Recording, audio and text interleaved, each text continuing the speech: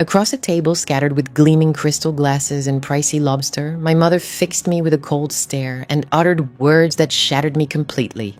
She confessed she wished I had never been born so she wouldn't have to face the disappointment she saw in me. Then she snatched my PhD diploma, the result of 5 grueling years of dedication, and hurled it onto the grimy restaurant floor to make space for a cake honoring my brother-in-law. The entire room fell into stunned silence. The waitstaff froze, but I didn't shed a tear. I didn't yell. I simply rose, smoothed my skirt, and walked away. What my mother, Amanda, didn't realize as she sat there in her glittering dress, mocking me, was that I wasn't the jobless failure she assumed I was.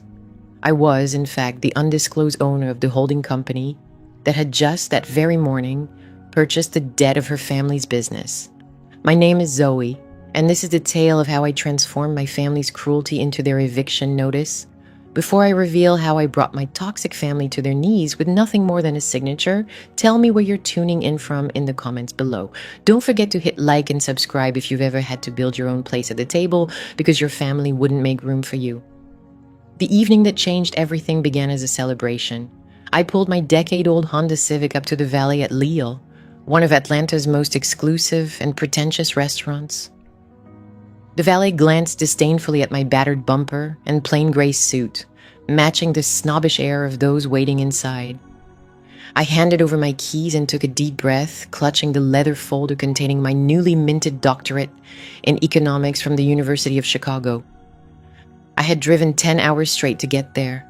My legs were stiff. I was fueled by coffee and adrenaline, but I wanted to share this moment with them. I hoped that maybe, just maybe, earning the highest academic degree would finally make my mother see me as she saw my sister. Stepping into the private dining room was like entering a shattered jewelry box. The space was dripping with chandeliers, and the scent of expensive perfume hung thick in the air. My mother, Amanda, held court at the head of the long table, dressed in a gold sequined gown worth more than my first car, laughing loudly at something my brother-in-law Brad said. Brad was the room's only white man, and he wore that distinction like a badge of honor.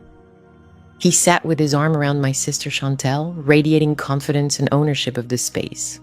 Chantel was radiant, her skin flawless, makeup perfect, and the diamond necklace Brad had gifted her glittered under the lights. They looked every bit like royalty. I moved toward the vacant seat at the far end of the spot usually reserved for children or handbags. No one rose to greet me. No one embraced me. My father, Thomas, gave a brief, uneasy nod before burying his face in his wine glass. He seemed smaller than I remembered, shrinking into his suit as if trying to vanish. "You're late," my mother declared sharply, cutting through the murmurs. "We already ordered appetizers. I hope you ate before coming because I'm not paying 40 $40 for a salad for someone who can't manage their time." "Hello to you too, Mom," I replied, sliding into my seat. "A salad for someone who struggles to keep a schedule." "Hello to you too, Mom," I said, sliding into my seat. I set my diploma folder on the table, making sure not to tip over the bread basket. The traffic getting into the city was a nightmare. "Excuses are the refuge of the incapable," she declared, turning her back to me to smile brightly at Brad. "Now, Brad, where were we? Tell us again about your new office. Is it true you have a view of the skyline?" I sat there unnoticed as the waiter poured wine for everyone except me. I observed them, how my mother hung on Brad's every word, how my aunts and uncles nodded enthusiastically, eager to be connected to his supposed success. Brad was a middle manager at a logistics company, but the way he described it, you'd think he was running the stock exchange. "Actually," Amanda Brad said, leaning back and swirling his wine with a smugness that made my skin crawl, "the view is fantastic. But the best part is the power. Finally earning the regional manager title means I can really start cleaning house. You know what I mean? Getting rid of the dead weight." He glanced subtly down the table at me, a quiet smirk that clearly meant he knew exactly who the dead weight was in the room. "Oh, absolutely," my mother gushed, clapping her hands. "You have to trim the fat, Brad. That's what real leaders do. Unlike some people who waste their 20s buried in books and end up with nothing to show for it." The table erupted with polite, biting laughter. I felt my cheeks burn. I gripped my leather diploma folder tighter. They assumed I was unemployed. They thought I had spent the last 5 years living off student loans and barely scraping by. I had let them believe that because it was safer. If they knew I was actually managing a venture capital fund specializing in distressed assets, they would have drained me dry years ago. I cleared my throat, searching for a chance to speak. Actually, Mom, speaking of books, I have some news. I wanted to share something with you all. That's why I drove down. My mother raised a hand, silencing me without even glancing my way. Not now, Zoe. We're in the middle of a toast. Don't be rude. She stood, tapping her spoon against her champagne flute. The room hushed. She puffed up her chest, the sequins on her dress sparkling under the light, her eyes gleaming with proud tears. Family, friends, members of our congregation, she began, her voice thick with exaggerated emotion. We are gathered here tonight to celebrate a milestone, a moment that defines the success of the Williams family legacy. My heart pounded. Maybe she knew. Maybe someone told her about the graduation. Maybe this was supposed to be a surprise. We are here, she exclaimed, raising her glass to honor my son-in-law Brad on his promotion to regional manager. To Brad and Chantel, the power couple who keep this family in the spotlight. Cheers. The room roared. Cheers, Chantel squealed, kissing Brad on the cheek. I lowered my glass, my water glass. The disappointment settled heavy and cold in my stomach. Of course, it was always about Brad. It was always about Chantel. As the applause faded, Brad stood. He buttoned his jacket, preening like a peacock. Thank you, Amanda. Thank you all. It's truly humbling. You know, success isn't just about making money. It's about looking out for those less fortunate than you. He strode around the table, his footsteps muffled by the thick carpet. He stopped right behind my chair. Thanks. He circled the table, his footsteps muffled by the plush carpet, coming to a halt just behind my chair. I caught a whiff of his cologne, heavy and expensive. Then, feigning sympathy, he said, Speaking of those less fortunate, I realize things have been rough for you, Zoe. The job market's tough, especially with your background. I swiveled in my chair to face him. My background? I asked calmly. You mean a PhD in economics? Brad chuckled shortly, dismissive. Yeah, whatever it's called. The point is, I know you're struggling. I heard you're still driving that old clunker of a Honda. It gets me where I need to go, I replied. Right, Brad sneered. Well, since tonight's about celebrating success, I didn't want you to feel left out. I figured you couldn't afford a gift for me, obviously, so I got one for you. He reached into his blazer's inner pocket and pulled out a slightly crumpled white envelope, tossing it onto the table in front of me, right on top of my diploma folder. Go ahead, he urged. Open it. It's not charity, Zoe. Think of it as a little boost. I stared at the envelope, then at my mother, grinning widely, phone out, capturing the moment. I glanced at Chantel, whispering and giggling with her friend. I caught my father meticulously cutting his steak, unwilling to watch my humiliation. I picked up the envelope. It felt flimsy and cheap. I tore it open and pulled out the contents. A single coupon clipped from a Sunday flyer. Save-A-Lot supermarket, 20% off frozen dinners, limit of 5 per customer. I looked at the coupon. Then the expiration date just 2 days away. I laughed. Brad slapped my shoulder hard enough to sting. Figured that's more your pace than a gift card. You know, stretch those dollars. Gotta eat to survive. The table burst into laughter. My aunts cackled. My mother grabbed the table to steady herself, laughing uncontrollably. Oh, Brad, you're terrible, she gasped, wiping tears from her eyes. But you're so kind, Zoe. Say thank you. That coupon's worth more than your fancy degree.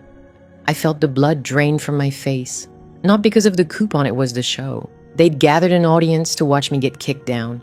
They needed witnesses to their cruelty to make it feel like a joke.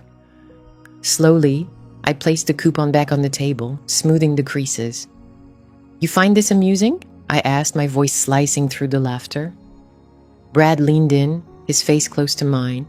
I call it reality, Zoe. You're a 29-year-old woman with no husband, no prospects, and a car that sounds like a lawnmower. You should take that 20% off and be thankful anyone's feeding you. You're eating a $200 steak my father paid for, I said, locking eyes with him. You're wearing a watch my mother mortgaged the house to buy you last Christmas, and you have the nerve to lecture me about handouts. The room fell utterly silent. Brad's smile vanished. My mother stopped recording. "What did you say?" she husked. I stood up, pocketed the coupon in my blazer. I said I kept the receipt. "Mom, I know you sold the land in Georgia, the land Grandma left us all, just to buy him that Rolex. And I know it's a fake, Brad." Chantel gasped. "Mom, she's lying. Tell her she's lying. She's jealous." "That Rolex? I know it's counterfeit, Brad," Chantel exclaimed. "Mom, she's not telling the truth. Tell her she's lying. She's just envious." Brad shouted, his face flushing bright red. "She's just a jealous, resentful little girl because no man wants her. Sit down, Zoe," my mother yelled, slamming her hand on the table. "You're ruining this family evening. You're nothing but a dark shadow over our joy." "I'm not sitting down," I said, reaching for the folder holding my diploma. "I came here to tell you I graduated today. I came to tell you I'm a doctor of economics. I came to celebrate." "Celebrate what?" my mother snapped. "Being a perpetual student? You're nearly 30. Where's the ring? Where are the grandchildren? Where's the money?" She grabbed the menu from the table and flung it at me. It hit my shoulder and dropped to the floor. "You want to celebrate? Then pay the bill." "Can you do that, doctor? Can you cover this dinner?" "No, you can't even pay for your own gas." I looked at her, the woman who gave me life, who raised me, and realized I didn't truly know her, and she certainly didn't know me. "I can pay the bill, Mom," I said softly. "I could buy this entire restaurant if I wanted to." "Liar!" Chantel shrieked. "You're such a liar. You live in a tiny apartment in Chicago. That's what I told you." I replied, "Because I knew if you knew the truth, you'd drain me dry just like you're draining Dad." My father glanced up then, his eyes moist and sorrowful. "Zoe, please," he murmured. "Just stop. Stop." I looked at him. "Dad, they're humiliating me. They're mocking me, and you want me to stop?" Brad stepped forward, puffing his chest. "Listen here, you little brat. Apologize to your mother right now. Apologize to me for ruining my night, or I'll personally kick you out of here. Touch me, and you'll find yourself in jail before dessert," I warned. Brad laughed. "Jail? Who do you think you are? You're nobody." He reached out and shoved my diploma folder. It slid across the table and knocked over a glass of red wine. The dark liquid spilled everywhere, soaking the white tablecloth, dripping onto the floor, and splashing onto the blue leather cover of my degree. "Oops," Brad sneered. "Looks like your degree's washed up, just like you are." My mother stared at the spreading stain. She didn't scold Brad for causing the mess. She didn't call the waiter. She just looked at me with pure, unfiltered hatred. "Look what you made him do," she hissed. "I made him do it," I asked, my voice shaking. Not from fear, but with a fury so intense it burned my throat. "You provoked him. You came in here with your bad attitude and your ugly clothes trying to steal the spotlight." My mother grabbed my diploma folder, the one soaked with wine, and threw it on the floor. She threw my future, my hard work, my pride onto the dirty restaurant floor.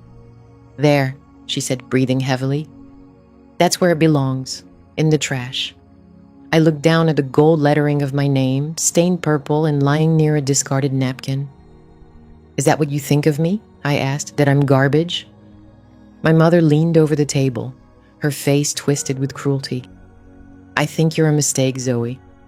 I think I wasted my life raising you. I look at Chantel and I see my success. I look at you and I see my punishment." She took a breath. Then she delivered the blow that broke the last bond tying me to this family. "I wish I had never had you. I wish you were never born, so I wouldn't have to look at your failure on a night that's supposed to be perfect.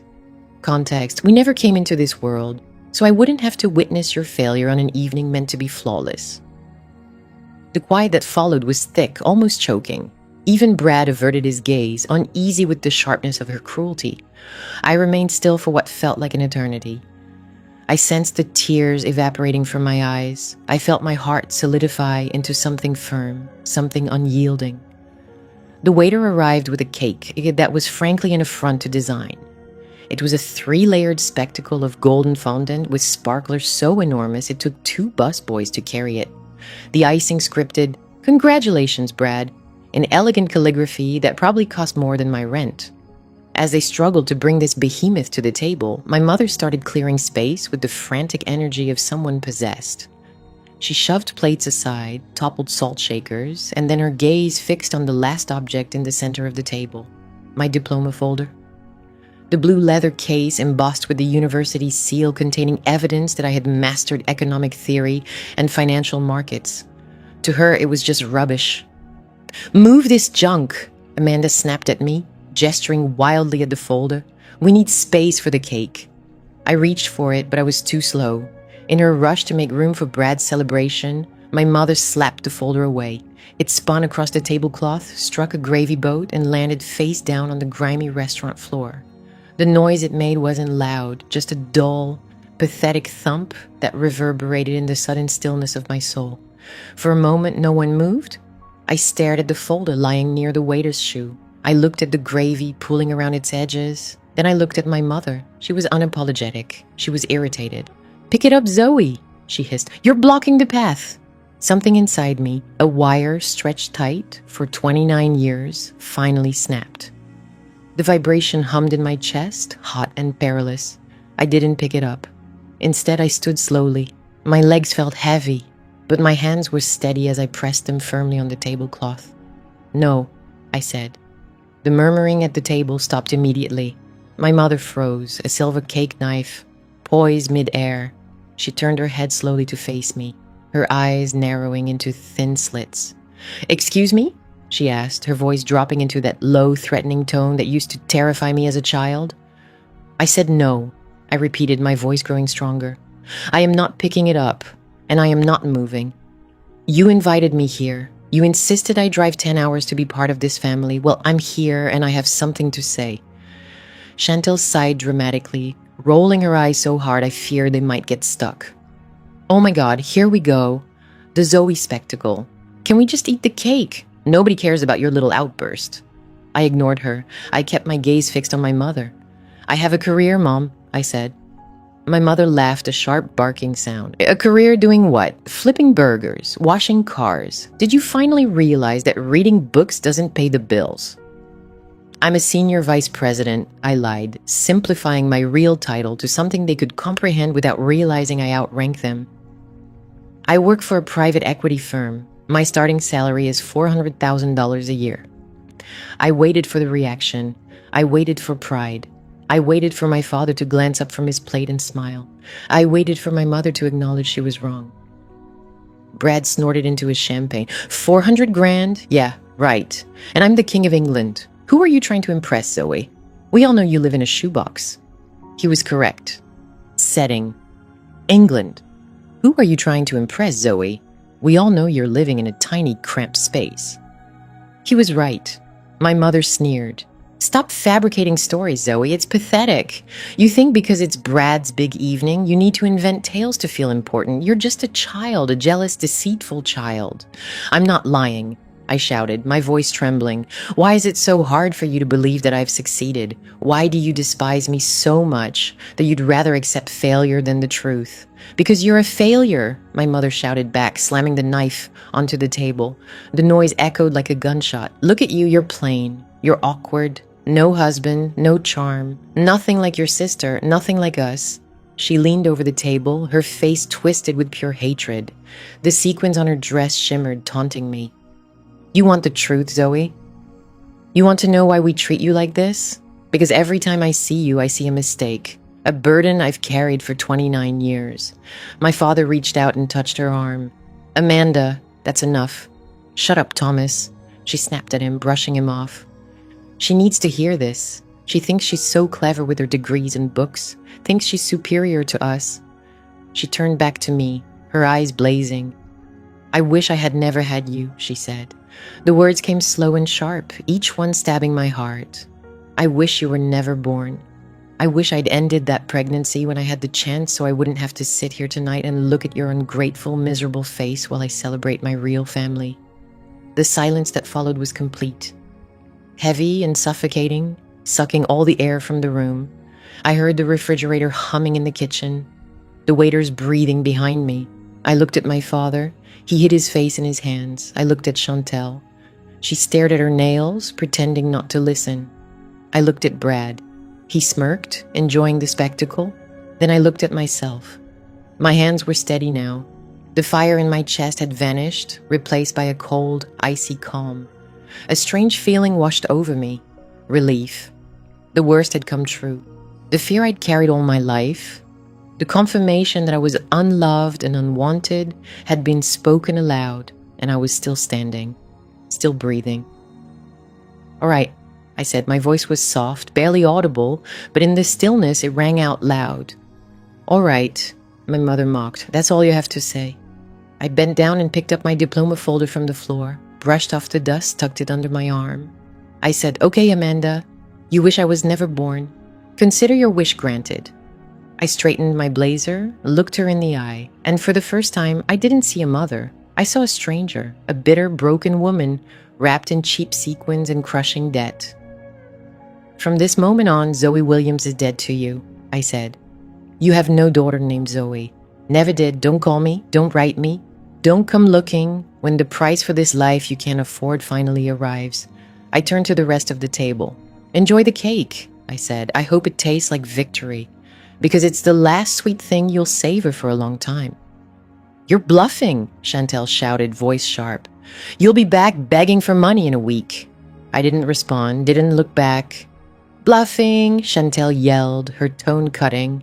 "You'll be back on your knees asking for money in a week." I said nothing, didn't glance back. I spun on my heel and left the private dining area, moving past the host stand where staff exchanged whispers, eyes wide with curiosity. I pushed open the heavy glass doors and stepped into the muggy night. The valet noticed me approaching. This time, no sneer. Maybe he sensed a shadow in my expression, a warning to keep away. He hurried off to fetch my Honda. I stood by the curb, watching the cars pass.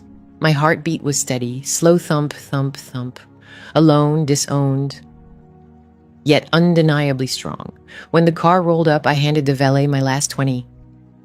I climbed in and locked the doors behind me. In the quiet cabin, the familiar scent of worn seats brought a strange comfort. Reaching into the glove box, I retrieved a burner phone, a basic flip device, untraceable, reserved for my most confidential dealings. I dialed a number from memory. It rang once. A male voice answered. "Voice? It's Marcus, my operations chief. It's late. What's happening?" "No," I said, eyes fixed on the glowing restaurant sign where my family sliced into their perfect cake. "Everything's finally falling into place." I paused as a waiter carried champagne toward the private room window. "Activate Z Holdings," I commanded. The words felt weighty, like casting a spell. Marcus hesitated. "You mean the shell company? The one set up for aggressive takeovers?" "Exactly," I replied. "Go ahead with the purchase we planned last month. Acquire Amanda Enterprises' entire debt portfolio, all mortgages, business loans, every credit line." "That portfolio's toxic," Marcus warned. "They're deeply overleveraged. If you call those loans, they'll collapse loose. The salon, the house, the cars." "I'm aware," I said, to proceed. "And Marcus, track down who holds the loans on Brad Miller's car and condo. For those, no matter the premium, pay it." There was silence on the line. I heard Marcus typing rapidly. "It's done," he said quietly. "We'll own the debt by morning." "What next once we hold the notes?" I started the engine. The headlights pierced the dark, lighting the path ahead. "My orders are clear," I said. "Pressure them. Raise interest rates to the legal maximum. Demand all overdue payments. Deny every extension request. I want them trapped, panicked." "Understood," Marcus replied. "Is this personal?" "Just business, Marcus," I lied. "Just cleaning up bad investments."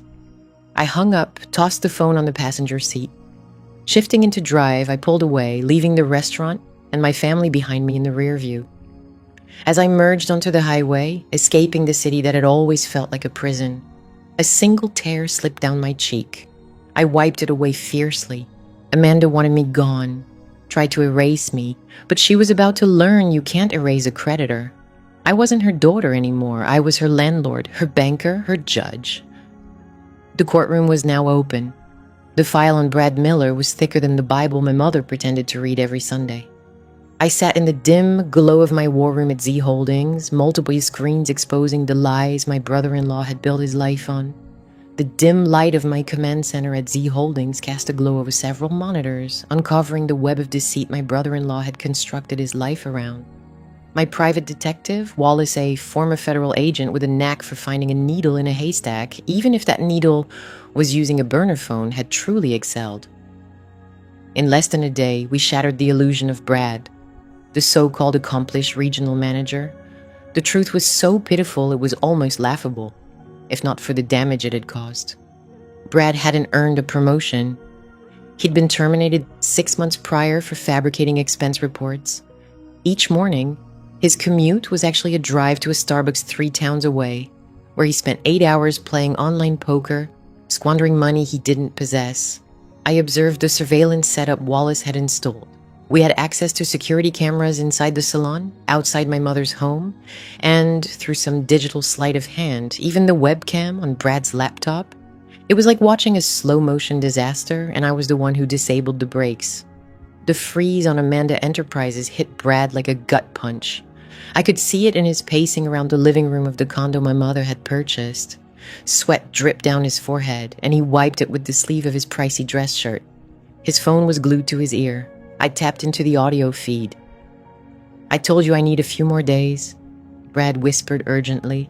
His voice shook, stripped of the arrogant bravado he'd displayed at dinner. "My wire transfer's stuck. It's a banking error." "I don't care about errors, Brad," a low, harsh voice snapped back. "You owe 40 grand. The interest piling up. You have until Friday or we start breaking things, starting with those nice kneecaps." The call ended abruptly. Brad tossed his phone onto the couch and buried his face in his hands. $40,000. He had gambled away my mother's money, the funds she believed were invested in the business on online blackjack and sports wagers. Now that I had frozen the company's accounts, his safety net was gone. The rat was cornered. I switched the feed to the adjacent room. My sister Chantel was at her vanity, surrounded by ring lights and cameras, completely unaware. While her husband was bargaining for his safety next door, she was applying lip gloss for an audience of strangers. "Hey everyone," she chirped into her phone, flashing a dazzling smile. "So many of you have been asking about my skincare routine for busy boss babes. Being married to a high-powered exec means late nights and gala events, so I have to keep my glow on point." I watched her strike poses. She was living in a fantasy fueled by credit card debt and denial. She had no clue the condo she was filming in was 3 months behind on HOA dues. She didn't realize the car in the driveway was on the brink of repossession.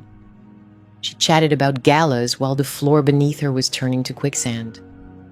5 minutes later, my mother called Brad. I saw his phone light up, Amanda calling. He eyed it like it was a ticking bomb. He let it ring 3 times before answering and putting on his mask.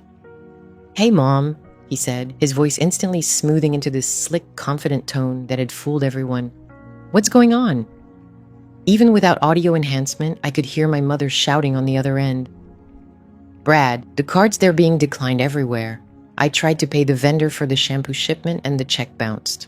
The bank says the accounts are frozen. What did you do? The shampoo supplier's check bounced and the bank says the accounts are frozen. What did you do?" Brad paced anxiously, fingers running through his hair. "Stay calm, Amanda. It's just some security measure. I shuffled funds around to improve our tax stance this quarter. It probably just triggered the system. I'll call and get it sorted. You better," my mother yelled. I look like an idiot. "Fix this, Brad." He ended the call. His facade slipped. He looked pale and defeated. He knew it was beyond repair. The money was gone spent, and the new credit line was dead because I owned it. He needed cash urgently, and options were running out. I watched him approach the bedroom door. He cracked it open and glanced inside. Chantel was still filming, chatting about moisturizing. Brad slipped in behind her, moving like a shadow, quiet and practiced. He headed straight to the walk-in closet. I switched camera views to inside the closet. Brad rummaged through the shelves. He pushed aside designer bags and reached for the safe on the top shelf. He entered the code without hesitation. Of course he knew it. Chantel trusted him completely. The safe door swung open. Inside lay the jewelry, the family heirlooms, my grandmother's legacy, which my mother had claimed and then handed to Chantel because I wasn't deemed worthy of precious gems. the diamond tennis bracelet, the pearl choker, the sapphire ring from my great aunt. Brad didn't grab everything. He was too clever for that. He took pieces she wouldn't notice missing right away, a gold bangle, diamond studs, and then reached for the velvet box at the back. Opening it revealed the emerald necklace my mother had worn at my sister's wedding. Heavy gold, deep green stones, worth at least $15,000 even on a bad day.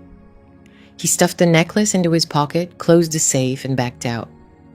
Back in the bedroom, Chantel blew a kiss to the camera. Thanks for watching, lovelies. Remember, you create your own reality. Right. Brad passed her with a smile. Hey, babe, he said, rubbing his pocket.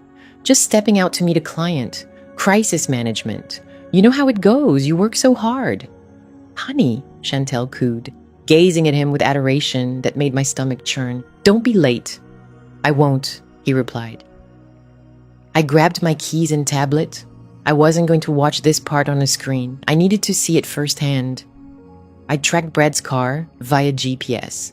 He headed to a neighborhood Chantel would never set foot in, a strip of pawnshops and payday lenders, the kind of place where desperation lingered like thick humidity.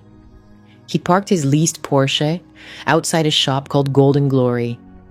I parked across the street in my unassuming Honda, watching through tinted windows. I accessed the audio feed from his phone. We'd cloned it earlier. I need cash, I heard Brad say. Fast, no paperwork. The pawnshop owner laughed, a dry scraping sound. No deals without paperwork, buddy, unless the price is right. Brad pulled out the necklace. This is vintage, real emeralds, appraised at 20 grand. The owner hummed. I'll give you 5. 5? Brad's voice cracked. It's this, sir. Are you nuts? It's worth 4 times that. Take it or leave it, the owner said. You look desperate. Desperate men don't get market value. 4 times that amount, the shop owner declared. Take it or leave it. You look desperate, and desperate people never get fair market price. Brad paused, his heavy breaths audible, as he did the math. 5,000 could keep the bookie off his back for a few days and buy him time to spin another life for Amanda. All right, Brad agreed. 5, but I want the cash up front. 10 minutes later, I saw him leave the store. He seemed lighter, but his eyes flicked nervously around. He jumped into his car and sped away. Once he was gone, I stepped out of my vehicle and entered the pawn shop. The owner was behind the counter, inspecting the emerald necklace through a jeweler's loupe. He glanced up, taking in my modest suit. We're closed, he muttered. I set a thick envelope on the counter stuffed with $10,000 in cash. I'm not here to pawn anything, I said. I'm here to purchase. He eyed the envelope, then me. What are you after? That necklace, I said, pointing to the emeralds in his hand. The same one the man just sold him. It squinted suspiciously. That guy said it was family heirloom. It is, I replied. It belongs to my family, and I'm reclaiming it. Sliding the envelope forward, I added, 10 grand. That's double what you paid him, a quick profit for minutes of work, and I want the security footage of that sale. The owner grinned, revealing a gold tooth. You're a formidable woman. I'm a businesswoman, I corrected him. So are we done here? He handed over the necklace and a USB stick. Pleasure doing business. I walked back to my car, the cold weight of the necklace in my hand. This was the very necklace my mother had promised would be Chantel's legacy. She once told me when I was 10 that emeralds were meant for special girls. I was just ordinary. But now I owned it, along with the video of her precious son-in-law hawking it for scrap to save himself. My phone buzzed. It was Marcus. Zoe, he said, we've got a problem. Amanda is at the bank branch, refusing to leave until she speaks to the Z Holdings manager. She's causing a scene and telling the teller she knows powerful people. Let her rant, I said, placing the necklace on the passenger seat next to my burner phone. She's about to learn that the only person in a powerful position is the daughter she wished was dead. I started the engine. Marcus, I said, did you file the foreclosure notice? It's done, Marcus confirmed. The process server is en route to the house now. They should serve the eviction notice within the hour. Good, I said. And Marcus, yes, upload the pawnshop video of Brad to my secure server, but hold off on using it. I want to save it for dessert. I drove back toward the city, the skyline sparkling ahead. Brad thought he'd bought himself time. Thought 5,000 was his lifeline. He didn't realize it was the noose tightening around his neck. And poor deluded Chantel was at home perfecting her makeup, oblivious that her husband had just sold off her heritage to cover his mistakes. She was posting about abundance while her world was unraveling beneath her. A flicker of pity rose in me, but I crushed it immediately. Pity was for those who didn't know better. Chantal knew. She had watched me struggle for years and laughed, watched our mother mistreat me and joined in. She'd chosen her side. I pulled up the live feed on my tablet again. Chantel held up a tube of lipstick. "This shade is called Fearless," she told her followers. "And that's exactly what we are, right, ladies? Fearless. This hue is named Fearless," she announced to her audience. "And that's exactly who we are, right, ladies? Fearless." I chuckled alone in my car. Fearless. She was about to learn what true fear felt like. It felt like an empty wallet. It felt like a locked gate. It felt like betrayal. I tapped the screen, capturing a screenshot of her smiling face. "Enjoy the lipstick, sister," I murmured, "because soon it's going to be the only thing you possess." The call came 3 days after I purchased the emerald necklace. I was sitting in my office, reviewing the purchase documents for the land in Georgia that my mother had sold illegally to finance Brad's fake lifestyle, when my burner phone buzzed. It was Wallace, my private investigator. "Zoe," he said, his tone sharp and businesslike. "You need to get to St. Jude's Hospital. It's your father." My hand froze over the paperwork. "What happened?" "The process server delivered the foreclosure notice this morning," Wallace explained. "Your mother didn't take it well. She started yelling. Your father tried to calm her down." He clutched his chest and collapsed. "The paramedics say it's a stroke." A cold spike of fear hit my chest. Not for my mother, not for the house, but for Thomas. The man who had sat silently while I was abused, yes, but also the man who used to sneak me candy when my mother put me on unnecessary diets. The man who was too weak to protect me, but who I knew, in his own flawed way, loved me. "Is he alive?" I asked. "He's critical," Wallace said. "They're in the ER now." I ended the call. I grabbed my purse. This time I didn't take the Honda. I took the company car, a black SUV with tinted windows. I needed protection. The drive to the hospital was a blur of gray roads and tight grip on the steering wheel. I told myself it was just business. I told myself I was going to assess the situation, to understand how this affected asset recovery. But my heart was pounding a different rhythm. Daddy, daddy, daddy. When I entered the emergency waiting room, the first thing I noticed was a camera flash. I paused in the doorway, blinking against the harsh fluorescent lighting. There in the corner was my family, but they weren't gathered in prayer. They weren't comforting each other. They were putting on a show. Chantel held her phone high, hunting for her best lighting. She had crafted her face into a mask of sorrowful beauty, perfectly smudge-proof mascara. A single artful tear that I suspected was applied with a dropper. She was taking selfies with the ER entrance in the background. "Praying for Daddy," I heard her whisper as she typed rapidly. "Family first, a house life." Next to her, my mother sat on a vinyl chair, but she wasn't crying. She was on the phone, her voice loud and frantic. "I don't care what the policy says," she shouted. "I need to know if the life insurance covers strokes. Yes, I'll hold, but you better have an answer when you come back." She was checking his life insurance policy. He wasn't even dead, and she was already calculating the payout. And Brad, the so-called savvy investor, stood near the vending machine, looking pale and sweaty. He wasn't worried about Thomas. He was staring at his phone, probably checking if his bookie had sent anyone to rough him up yet. I watched them for a full minute. It was a masterclass in selfishness. My father was fighting for his life behind those double doors, possibly dying from the stress they had placed upon him. Behind those closed double doors, my father was battling for his life, possibly succumbing to the immense pressure weighing on him. And yet they were preoccupied with Instagram likes and insurance payouts. I stepped into the room. The click of my heels on the linoleum caught Brad's attention. His eyes widened in surprise. He nudged Chantel, who nearly dropped her phone in shock. My mother glanced up from her call, instantly narrowing her eyes. "Zoe, Amanda," she said, ending the call abruptly. "What are you doing here? Who told you?" I approached them, keeping my expression neutral. "I heard Dad had a stroke." Rumors spread quickly in this place. Chantel sneered, sliding her phone away but keeping it close. Did you come to watch or to ask for money again? I ignored her and turned to my mother. Is he stable? My mother rose, smoothing her skirt. Always immaculate, even in crisis, Amanda Williams demanded to look like the queen of the household. He's alive, but not because of you. She spat. The stress, Zoe, the stress of your failure, your disappearance. It broke his heart. That's why he's in there. You caused this. A fierce anger surged inside me, almost blinding. I did this. I wanted to scream. I wanted to tell her his stroke came after I foreclosed on the house she couldn't afford. I wanted to say he collapsed because her web of lies was unraveling, but I stayed silent. I'm here to see him, I said softly. You're not seeing anyone, my mother said, stepping in front of me. You're not family. Remember what you said, you're dead to us. A nurse in blue scrubs pushed through the double doors holding a clipboard. Family of Thomas Williams, she called. We all turned. My mother instantly donned the grieving widow's mask and hurried forward. I'm his wife, she said, her voice trembling with false emotion. How is he? He's stable for now, the nurse replied, looking exhausted. He's sedated.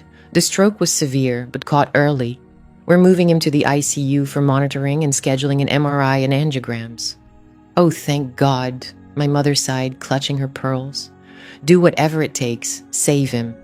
We'll do our best, ma'am, the nurse said. But before transferring him to the ICU and arranging tests, we need to handle billing. Mr. Williams' insurance card on file was declined. The policy has expired. The room went silent. Expired? My mother repeated, voice rising. Impossible. Thomas pays that premium every month. It seems the last 3 payments were missed. Ma'am, the nurse said gently, we can still treat him. This is an emergency, but for the private ICU room you requested and the specialist care, we need a deposit or a valid credit card on file. How much? Brad asked, voice cracking. For admission and care over the next week, we require a $50,000 deposit for uninsured patients to guarantee the private suite and specialized team. 50,000, Chantel gasped. My mother spun to Brad. Brad, honey, give them your card. The company card. We'll fix the insurance mix-up later. Brad went pale. He patted his pockets, eyes darting wildly. I forgot my wallet, he stammered. You forgot your wallet, my mother shrieked. At a time like this, use your phone, Apple Pay. My phone died, Brad lied, clutching the very phone he'd been staring at moments before. Use your phone, Apple Pay, she urged. My phone's dead. Brad fibbed, clutching the very device he'd been fixated on moments earlier. And, the bank's fraud system froze my cards this morning. You know, like I said, security measures. My mother glanced at him, and for the first time I caught a glimpse of uncertainty in her eyes. But she suppressed it. She had to. If Brad wasn't wealthy, then she was nothing but a fool. She turned to Chantel. Chantel, give them your card. Brad will reimburse you tomorrow. Chantel hesitated. Mom, you know I just bought the new Tesla. My credit limit is, I don't have $50,000 available. I thought Brad was handling it. The nurse observed the scene with a look of gentle sympathy. Ma'am, if payment can't be provided, urgent care might have to wait until an opening arises in the public system. No, my mother barked. Thomas Williams does not belong in a general ward. He's a man of distinction. Then pay the bill, Amanda, I said from behind them. My mother spun around. Her eyes blazed. You, she spat. How dare you stand there? I'm just watching, Mom, I replied quietly. Your rich son-in-law forgot his wallet. Your wealthy daughter maxed out her cards. And you, well, we both know you don't have 50,000, right? My mother stepped toward me, hand raised as if to strike. Get out, she screamed. You came here to gloat. You came to watch us crumble. Leave my sight. I won't have your bad luck polluting the air around my husband. I met her raised hand without flinching. I can help, I said gently. My mother laughed a harsh, bitter sound. Help with what? Your food stamps? Coupons? Do you have $50,000 in your pocket, Zoe? I reached into my purse. My fingers brushed against the black titanium American Express card with a limit higher than their home's worth. I could pull it out right now, swipe it. End this nightmare. But then I glanced at Brad. He was sneering, sure I was bluffing. I looked at Chantel, staring with contempt, and at my mother, poised to lash out, needing a scapegoat for her own failures. If I paid now, they wouldn't learn a thing. They'd take the money, call it a miracle, and keep treating me like dirt. They'd assume I begged, borrowed, or stole it to earn their love. Not today. I withdrew my hand empty. No, I said, I don't have it. My mother scoffed, lowering her hand. Just as I thought, worthless, completely useless. Why did you even come to beg for gas money? To see if he left you anything in the will? I came to see my father, I said. Well, you can't, she snapped. Security? A guard near the entrance looked up.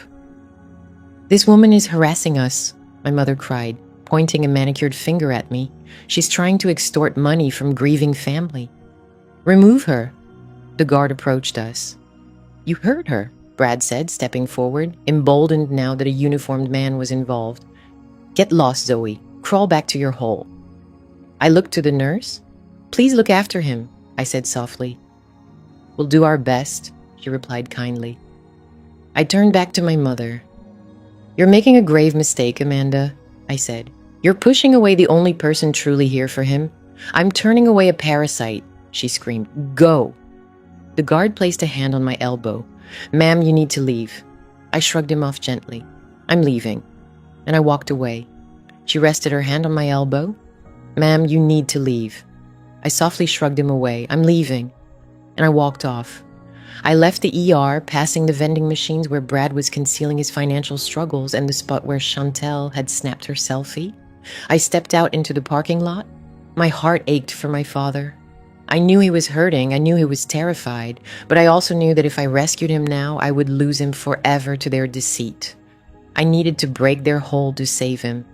I got into the SUV and paused for a moment, inhaling the scent of leather and cool air conditioning. Then I pulled out my phone and called hospital administration. This is Zoe Williams, I said when the director answered. I'm calling on behalf of the Williams family. Yes, Miss Williams. My father, Thomas Williams, is in the ER. I want to cover his care, the private room, the specialists, everything. Of course. How would you prefer to handle payment? I'll transfer the funds immediately, I said, but there's a condition. Anything. Do not tell my mother where the money is coming from, I said. Say it's from an anonymous donor. Say it's from a charity for the needy. Say whatever you want, but don't use my name. Understood. We can list it as a benevolent grant. Do it, I instructed, and make sure he's assigned your top neurologist. I hung up. Through the windshield, I watched the ambulance bay lights flicker red and white. I had just spent $50,000 to save a man too scared to speak with me. And I had done it in a way that would stab my mother right in the heart. She would believe it was charity. She would think she had charmed someone or that God had sent a miracle. She would never guess that the daughter she had cast out was the one keeping her husband alive. I shifted into drive. I'm not finished, I murmured to the empty car. I picked up the phone again and dialed Marcus. Did the foreclosure notice go through? I asked. Yoda Marcus replied.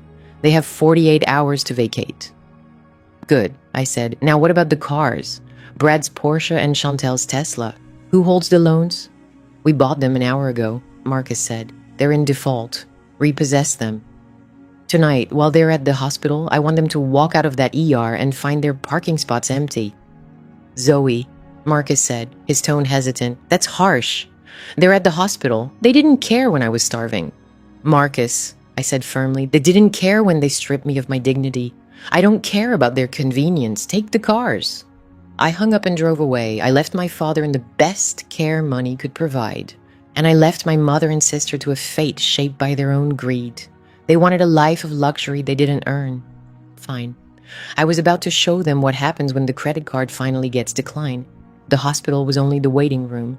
The real operation was about to start, and I was going to excise the cancer from this family, even if I had to use a dull blade. The sound of a credit card being declined is unmistakable. It's a sharp, flat beep that signals the end of a fantasy.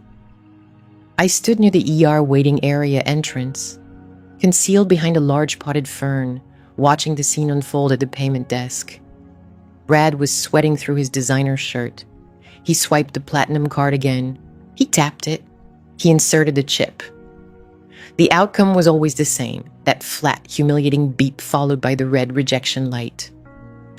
Sir, the nurse said, her voice tight with patience. That sharp, humiliating beep was immediately followed by the glowing red decline signal.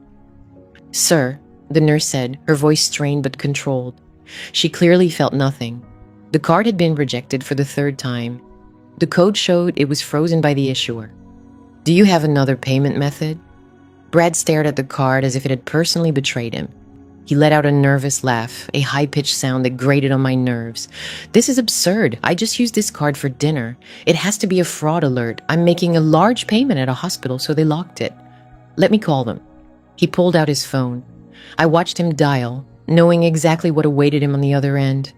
An automated message informing him his accounts were under administrative review by Z Holdings.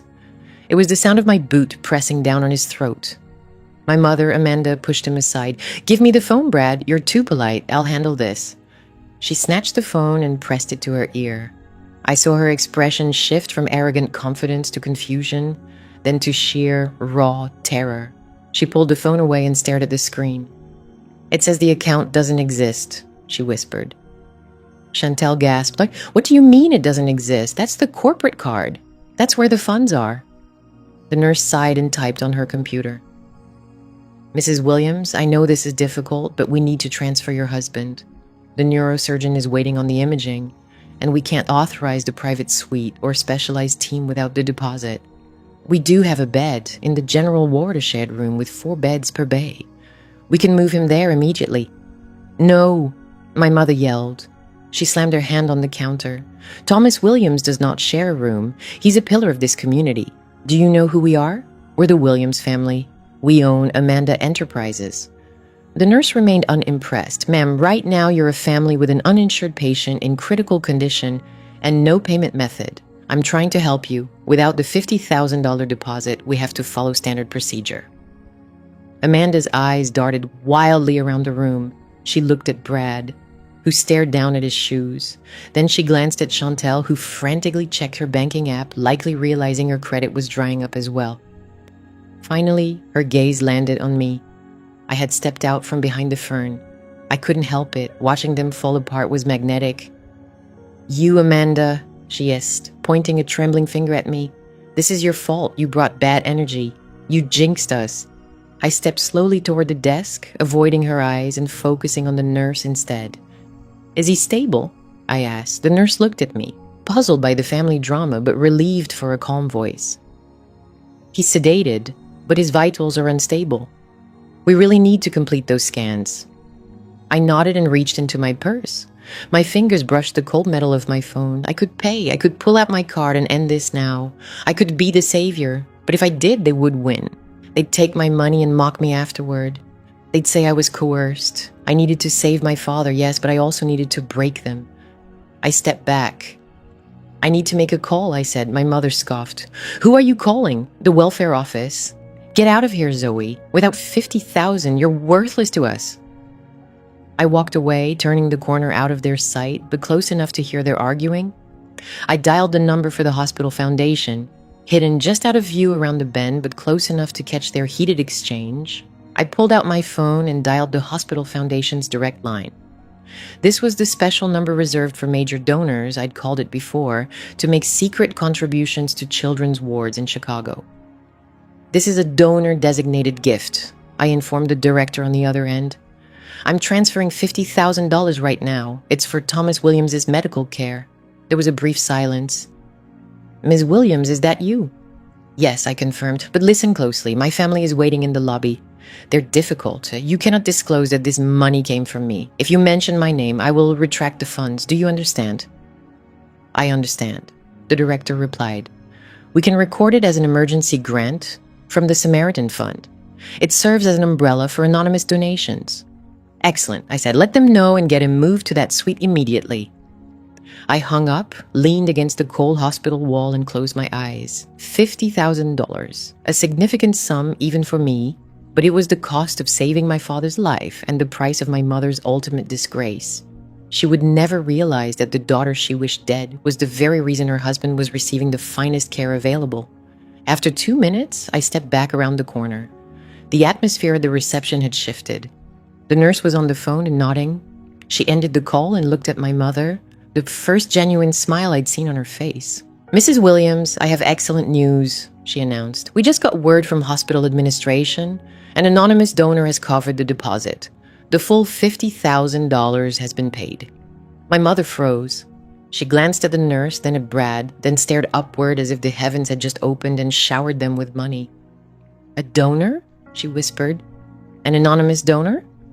"Yes," the nurse confirmed. "It went through our Samaritan Fund. We can transfer Mr. Williams to the VIP suite right away. The neurosurgeon is already prepping." My mother let out a victorious cry. She grabbed Brad's arm. "Did you hear that? A donor? Someone recognized Thomas's name. Someone knew who we were and that we deserved this." She spun around, her face lit with a toxic blend of relief and pride. Then her gaze landed on me. The joy on her face twisted instantly into a sneer. "Did you hear that, Zoe?" she mocked. "God provides for the righteous. While you hid in the shadows doing nothing, a stranger stepped up. A complete stranger cared more about your father than you did." I stood silent, my expression unreadable. The irony was so thick I could almost taste it like metal and ash. "That's wonderful, Mom," I said flatly. "You must feel so relieved." "Relieved?" She laughed bitterly. "I am vindicated. This proves we command respect in this city. People know the Williams name. They know we're worthy, and you?" She stepped closer, eyes flashing with spite. "You are nothing," she spat. "You stood by and watched us struggle. You didn't even try to help. You just watched. A stranger is better than you. A stranger is better than my own daughter." I looked at her, the woman who had claimed credit for my money, my achievements, and now my compassion. She was wielding my generosity as a weapon against me. "You're right, Amanda," I said softly. "A stranger is better than me because a stranger doesn't know the truth about you." She waved me off dismissively. "Go away, Zoe. We're heading to the VIP suite. We don't need you. We never did. Go back to your little life and leave this to the important people." Chantel brushed past me, her nose raised in the air. Chantel brushed past me, her nose turned up, saying, "Your insignificant life? Leave that to the people who matter." "Goodbye, Zoe. Don't trip on your way out." Brad sneered behind them, relief clear on his face, as his financial blunders somehow went unnoticed. He didn't meet my gaze, too busy texting, probably tipping off his bookie about a fresh cash flow. I watched them trail the nurse through the double doors. My father was safe now. The doctors would handle him.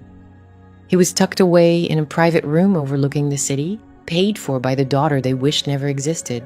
But my mother, she was still standing, still proud, convinced she'd won, that the world had once again bent to her will. I turned toward the exit as automatic doors slid open, the heavy, humid air greeting me like an impending storm. I made my way to my car, settled into the driver's seat, and glanced up at the hospital looming above. Somewhere on the 10th floor, my family was settling into undeserved luxury, financed by a lie they were eager to accept. I grabbed my burner phone, my hand steadied. The sorrow and pity had vanished. Left was only cold, calculated resolve. "Marcus," I said when he picked up. "Zoe, did you make it to the hospital? Is Thomas all right?" "He's fine," I replied. "In the VIP suite. I covered it." "All right," Marcus said cautiously. "That's generous." "It's not generosity, Marcus," I said, starting the engine. "It's an investment. I need him alive to witness what's coming." "What's coming?" Marcus asked. I pulled out of the lot, passing the sign that read St. Jude's Hospital St. Jude, patron saint of lost causes. My family was a lost cause, and I was done hoping for miracles. "Begin the repossessions," I ordered. "Every last one." I confirmed. Brad's Porsche, Chantel's Tesla, and Marcus. "Yes, call the utility companies for the house electricity, water, gas. Everything's under the company's name, right?" "Yes, Amanda set it all up under the business to write it off as expenses." "Cut them off," I said. "Shut them all down. I want the house dark by the time they return from the hospital. I want them coming home to a cold, lifeless shell." "Zoe," Marcus said softly, This is war." "No, Marcus," I replied, merging onto the highway. "War means two sides battling. They're not fighting, they're drowning. And I'm the ocean." I drove toward the city as the sun dipped low, painting the sky in bruised purples and reds. It was stunning. My mother once said a stranger was better than her own daughter. She was right. The daughter she knew, weak, pleading for love. That girl was gone. The stranger was here now, and she held the bank's power. Tonight, they'd celebrate their fortune in that hospital room, eat whatever the cafeteria served, telling themselves they were blessed, but tomorrow they'd find empty parking spots where their prized possessions once stood. They'd hail taxis they couldn't afford, returning to a house that would refuse to open its doors. I was no longer N. I wasn't holding back anymore. The gloves were off, and I had a fistful of debt notices ready to lend the blows. "It's time to collect," I whispered into the stillness of the car. "Time to collect everything." The sun rose over Buckhead with a fierce brightness that usually means disaster is near. It was a flawless Georgia morning. The sun climbed over Buckhead, blazing with a fierce intensity that usually warns of looming trouble. It was a flawless Georgia morning. The A-list blossomed, birds chirped, and the air carried the scent of wealth and pine. Inside the Williams family estate, my mother, Amanda, was likely enjoying the deep, undisturbed slumber of the self-assured. She had gone to bed convinced that divine intervention had settled her husband's hospital bill. She believed she had triumphed. She thought the crisis was over. Little did she know, the heart of the storm had just settled above her home. I wasn't present. Instead, I sat in my office at Z Holdings, watching a live stream from the security drone Marcus had launched. It hovered silently above the treetops, granting me a front-row view of my verdict being carried out. At 8 a.m., the quiet of the cul-de-sac was broken by the grinding roar of diesel engines. Not one, but 3 tow trucks turned onto the street. They advanced like a heavy, relentless pack, their orange warning lights flashing against the pristine white pillars of the neighborhood. They pulled into my parents' circular driveway. One truck reversed beside Brad's Porsche Panamera. Another positioned itself in front of Chantel's white Tesla Model X. The third, a massive flatbed, blocked the exit. I saw the front door burst open. Brad dashed out, clad in silk boxers and the wrinkled sweat-stained dress shirt he'd worn to the hospital the day before. He looked terrified and helpless. "Hey!" he shouted, waving his arms wildly. "Hey, back off the car! What do you think you're doing?" The first tow truck driver, a burly man who looked like he ate gravel for breakfast, didn't even glance up. He was already attaching chains beneath the Porsche. "Repossession order," the driver muttered, tightening the winch. "Step back, sir. Repossession," Brad yelled, his voice breaking. "Do you know who I am? I'm the regional manager. That car's leased. It's paid through the company." "The company's accounts are frozen," the driver replied, pulling the lever. The winch groaned as the Porsche lifted, its wheels spinning uselessly in the air. "Payment default. The lender demands the asset. Next." Chantel rushed out. Wearing a silk robe with a sleep mask pushed up on her forehead, she screamed as she saw her Tesla hoisted onto the second truck, likely waking dogs 3 streets away. "My car!" she cried. "Stop! That's my car! My purse is inside! My makeup is in there!" The second truck's driver paid no attention. He was busy securing the wheels. "Ma'am, please step away from the vehicle," he said flatly. "You can collect personal belongings at the impound lot downtown." Amanda appeared in the doorway, fully dressed as always, never allowing anyone to see her unguarded. Her face was pale. She scanned the trucks, then the neighbors' homes. "This is a mistake," she declared, projecting her voice toward the street. "A clerical error. We changed banks last week. But it was too late to control the narrative. The commotion had attracted onlookers." I zoomed the camera in. Across the street, Mrs. Gable stood on her porch with a cup of coffee. Mrs. Gable was president of the Homeowners Association and my mother's longtime rival. She thrived on gossip and scandal. And right now, she was watching the downfall of the Williams family in vivid detail. Amanda spotted her. She waved frantically, her smile tight and forced. "Just a misunderstanding, Martha," she said. Amanda caught sight of her and waved urgently, her grin tight and strained. "Just a mix-up, Martha," she said. Amanda called out, her voice sharp. "We're updating the fleet, trading them in."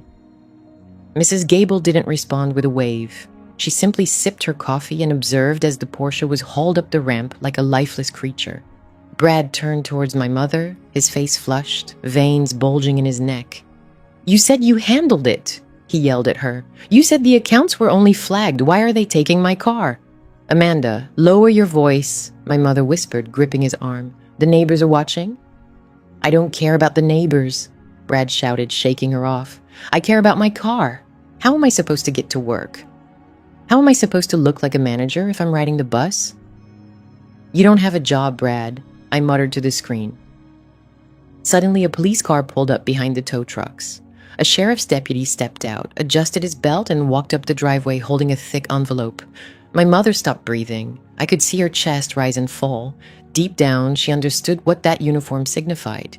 It wasn't a noise complaint. Mrs. Amanda Williams? The deputy asked. Yes, she whispered. I have a writ of possession for the property at 4500 Highland Drive, the deputy announced, his voice cutting through the morning air. Foreclosure proceedings have been completed due to default on the commercial lien against the residents. You are served with an immediate eviction notice. Eviction? Chantel squealed. Mom, what is he talking about? It's not true, Amanda shouted, retreating toward the door. This house belongs to me. I've lived here for 3 decades. You can't just take it. The bank owns it now, ma'am, the deputy replied calmly. Z Holdings acquired the note and has exercised their right to immediate possession. You have 30 minutes to collect essential personal belongings and leave the premises. After that, the locks will be changed and anything left inside will be deemed abandoned. 30 minutes? Brad yelled. Are you crazy? My suits are in there. My watch collection. You'd better start packing then, sir, the deputy said, glancing at his watch. Time is ticking. What came next was pure disorder. It was undignified. It was chaotic. It was everything my mother despised. They rushed into the house. I watched through the interior cameras as they darted from room to room. They weren't grabbing photo albums or keepsakes. They were grabbing valuables. Chantel was stuffing jewelry into a pillowcase. Brad was trying to cram his golf clubs into a duffel bag. Amanda was in her office, furiously shredding papers, trying to conceal proof of her failures even as the roof was being torn from above her. 20 minutes in, the arguments erupted. This is your fault, Brad screamed from the hallway, dragging a bulging suitcase. You told me the business was stable.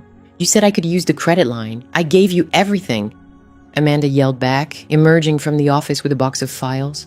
I bought you that car, I bought you that condo, and you threw it all away. Don't pretend I don't know, Brad shouted. I saw the withdrawals. You approved them. You were so desperate to have a successful son-in-law, you turned a blind eye. You wanted the image, Amanda. You wanted the facade. Well, here's the reality. He hurled a vase against the wall. It shattered. Stop it! Chantel cried, sitting on the stairs clutching a fur coat. Stop fighting! Where will we go? We don't have cars. Chantel wept, perched on the staircase, clutching a fur coat to her chest. Stop arguing. Where are we supposed to go? We don't have any cars. We have nowhere else to turn. Call a hotel. Amanda snapped sharply. Use the AMX. The AMX is dead, Mother Chantel yelled. They're all gone. We're broke. Time's up. A deputy's voice thundered from the foyer. Everyone out now. They hauled their bags toward the door, resembling passengers fleeing a luxury cruise that had struck an iceberg. They stumbled onto the front porch, squinting in the bright sunlight. The tow trucks had vanished. The driveway was empty. Scattered across the lawn were remnants of their frantic escape. A shoe here, a scarf there. Mrs. Gable remained on her porch, but she was no longer alone. The neighbors next door, the Hendersons, had come outside. A jogger paused to watch. A landscaping crew had switched off their leaf blowers to witness the scene. Amanda Williams, the queen of the cul-de-sac, stood on her front steps clutching a box of tax documents, dressed in a Chanel suit but looking like a beggar. She locked eyes with Mrs. Gable.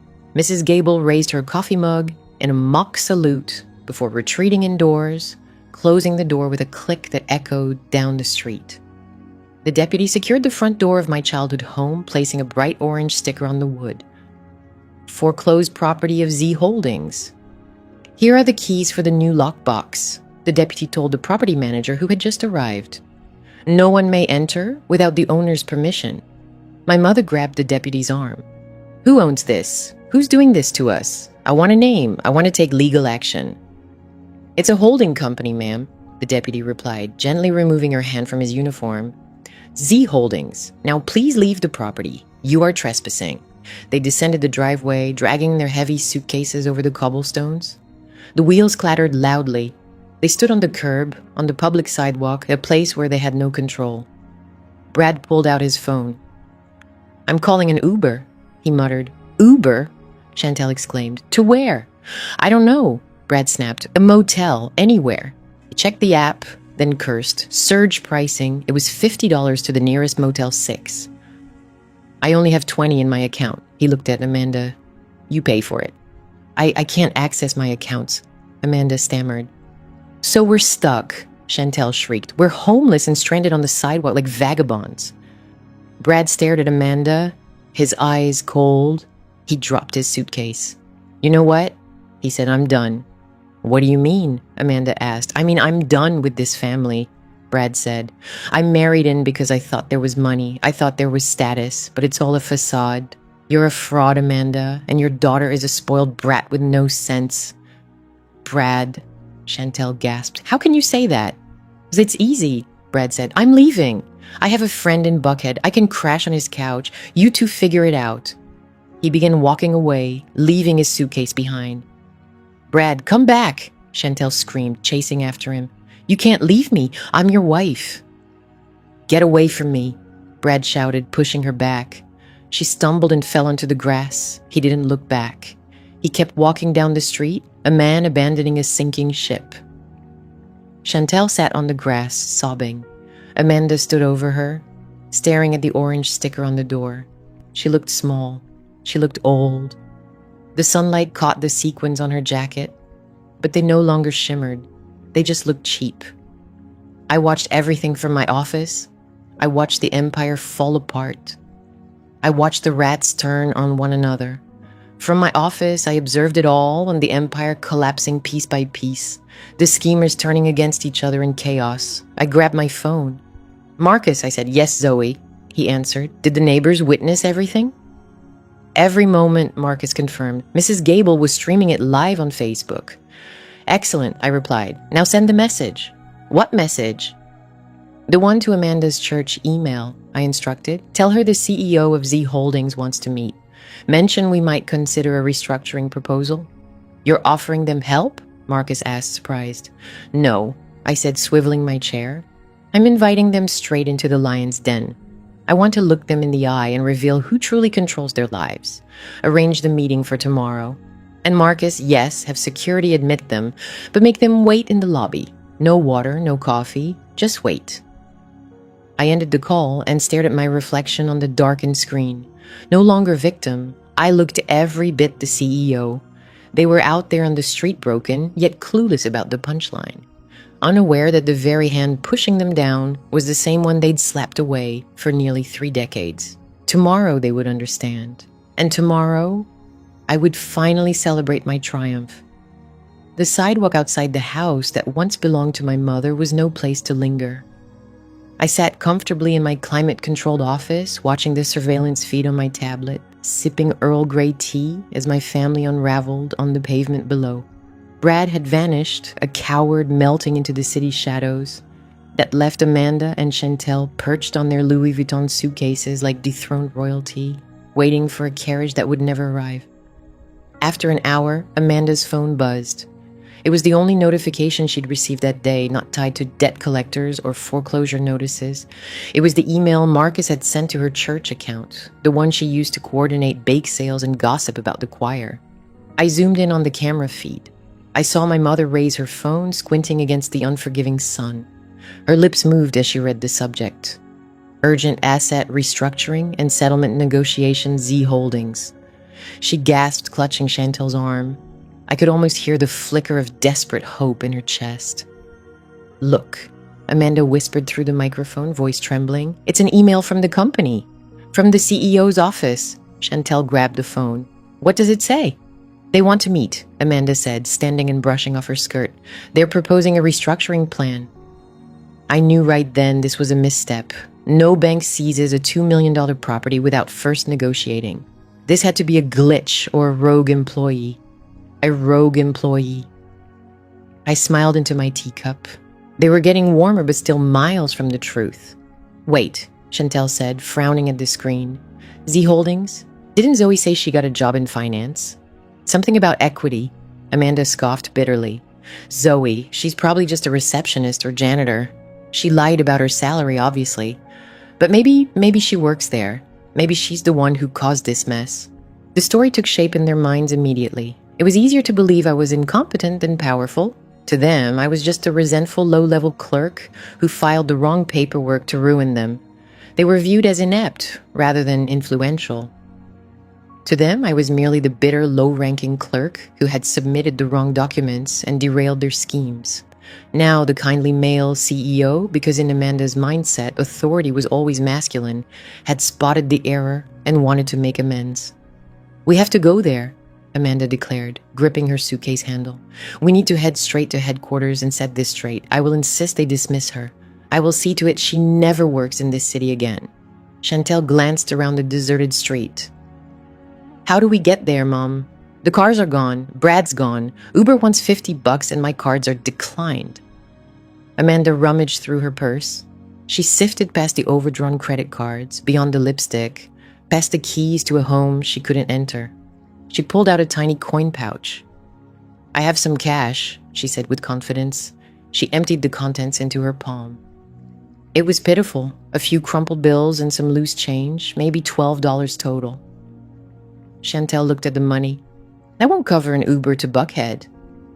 "Then we'll take the bus," Amanda declared, lifting her chin. "The bus?" Chantel gasped. "Mom, I'm wearing Jimmy Choo's. I'm not stepping onto a bus with all those people. Do you want your Tesla back or not?"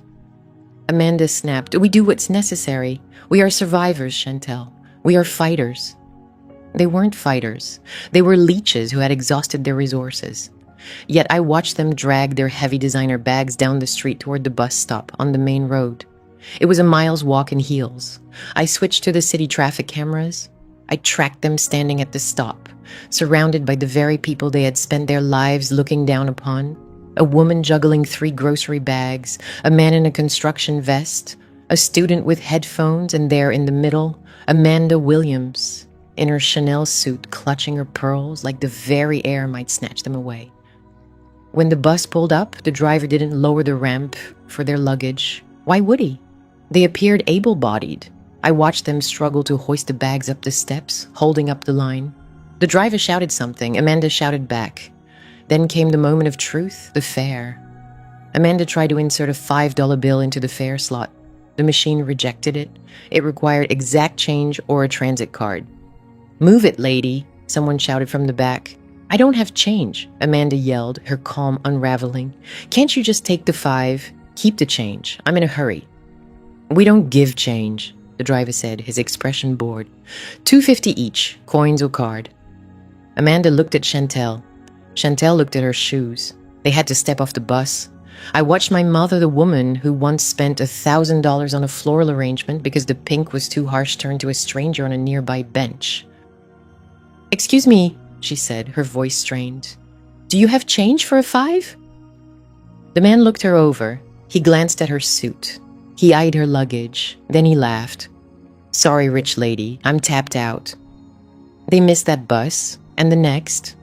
They had to walk 3 blocks to a gas station just to buy gum and break the bill. I saw Chantel limping. I saw a blister forming on her heel. I noticed the sweat dripping down Amanda's forehead, ruining her perfectly styled hair. It took them 2 hours to reach Buckhead. 2 hours of transfers, standing, being jostled. 2 hours as reality crashed down on them.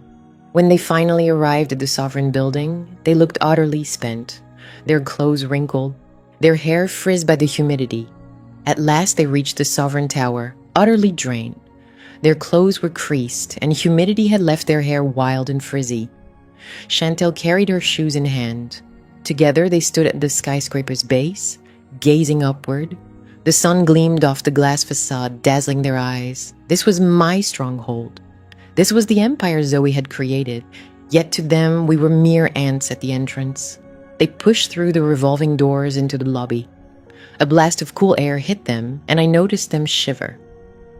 Approaching the security desk, they tried hard to mask their nerves with an air of confidence.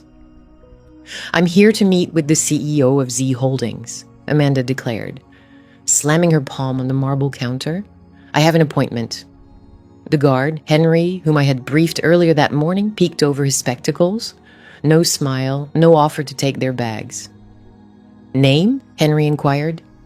"Amanda Williams," she replied. "This is my daughter. We're expected. It's an urgent restructuring issue." Henry scanned his list carefully, running his finger down the page, flipping it, then consulting the computer. He made them stand there for a full 3 minutes, typing deliberately. "I don't see an appointment," Henry finally said. "What?" Amanda snapped. "Check again. I have the email. Look." She thrust her phone toward him. Henry recoiled. "Ma'am, step back," he warned. Examining the phone, he said, Z Holdings. "The executive offices are on the 45th floor. However, security protocol requires confirmation from the executive assistant. You'll need to wait here while I make the call." "Fine," Amanda grumbled. "Call and tell them Mrs. Williams is here. Request someone to bring down our bags." Henry picked up the phone and dialed my extension. I let it ring endlessly. From my office, I watched them through the lobby camera. They shifted uneasily. Chantel leaned against the wall, rubbing her foot. Amanda paced, checking her reflection in the glass, trying to tame her hair. "They look parched," Marcus remarked, standing beside me. "They do," I agreed. Henry hung up. "No answer," he informed them. "They must be in a meeting." "We'll wait," Amanda said firmly. "We're not leaving." "You can wait," Henry replied, "but you can't block the doorway. Please take a seat over there." He pointed toward a bench tucked in a distant corner, far from the plush leather chairs reserved for actual clients. It was a hard wooden bench near the restrooms. Amanda eyed the sofas. "Can't we sit there?" "Reserved," Henry said firmly. "Please move along." They dragged their bags to the wooden bench, sat down, and waited. 1 hour passed, then 2. I watched them closely the entire time. I saw Chantal try to connect to the building Wi-Fi, only to find it password protected. I saw Amanda attempt to stop a passing businessman, to ask for the time, only to be ignored. I witnessed their entitlement slowly fade, replaced by a dull, gnawing hunger and thirst. By noon, Chantal returned to the security desk. "Excuse me," she said, flashing a smile that once earned her free drinks. "Is there a water fountain or coffee? We're really thirsty." "There's a Starbucks across the street," Henry replied without looking up. "We don't have our wallets," Chantal stammered. "Could we just get some water from the office cooler?" "This isn't a charity, ma'am," Henry said. "Building policy. No badge, no access to amenities." Chantal trudged back to the bench, defeated. Amanda slapped her arm, whispering sharply, probably blaming her for not trying harder. 3 hours. I made them wait for 3 hours. She struck her arm sharply and whispered with a harsh tone, likely accusing her of not putting in enough effort. 3 hours. I kept them waiting for 3 whole hours. While they went hungry, I ate my lunch. While their throats grew parched, I sipped sparkling water. I replied to emails. I managed my company. Finally, at 1:30, I pressed the intercom button.